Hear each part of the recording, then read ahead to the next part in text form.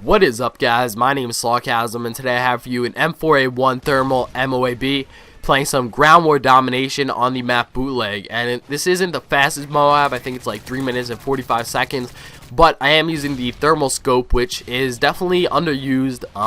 You don't really see it too often in YouTube videos or in game for that matter. There was a nice little triple spray right there, and that is definitely one of the benefits of using this thermal sight. You're able to see down like long smoky corridors where there's lots of smoke grenades and explosions going off, and you're able to see really easy down there, and hopefully pick off a few people pretty easy, except of course if they are using assassin, which is kind of unfortunate, but you can still see them.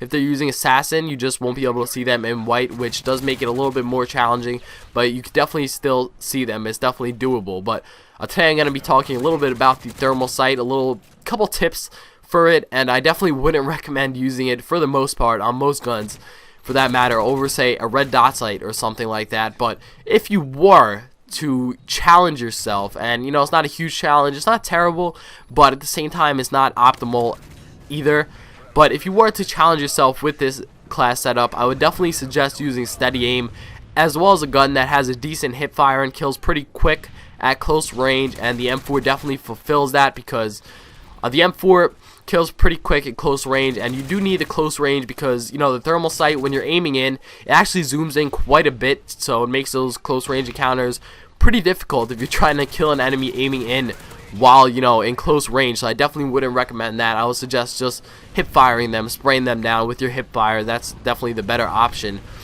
But of course, this is not necessarily optimal, like I said, but if you were to use it, you want to try your best to stick to medium to long range areas, because that's where it performs the best, and that's pretty much its niche. That's what it does well in. So you see that a couple times. There's like I aimed down a few corridors that my teammate was throwing smoke grenades in, and that's a pretty good combination, because the combination of the smoke plus the thermal sight, that's pretty much what the thermal sight is for, to see through stuff like that, to see through grass, smoke. Obviously not to see through it, that would be wall hacks, cheap wall hacks. That's not what I'm talking about. But this little head glitch right here is really good. You see I picked up this AK-47, but this spot right here, if you kind of use that little brick in front of you and your left and right boundaries to kind of just barely peek that little red dot in between them, you kind of jam it in there, you peek it in between the two walls, and it's going to make it very, very difficult for the enemy to take you out unless they have an extremely accurate weapon such as a sniper or just an assault rifle that they can handle pretty well.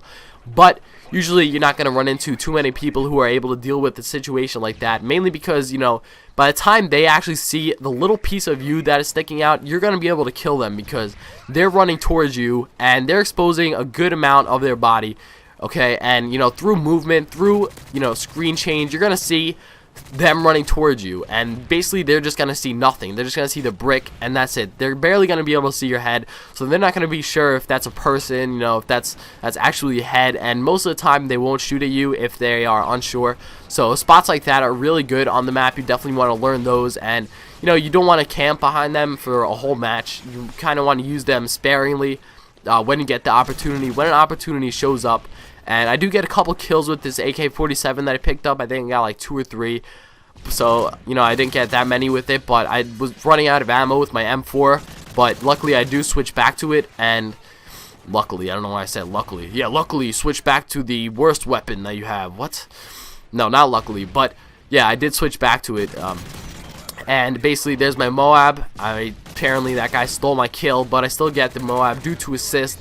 And over here, I kind of fast forward a little bit. I didn't call in my MOAB right away. Pretty much just taking out these guys, trying to get their airdrop packages, which I thought was pretty funny. But that guy kills me. Guess what? Joke's on him, because I got the MOAB.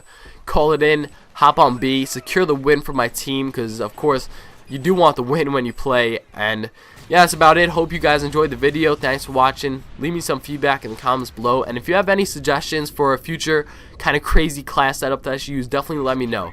That's about it.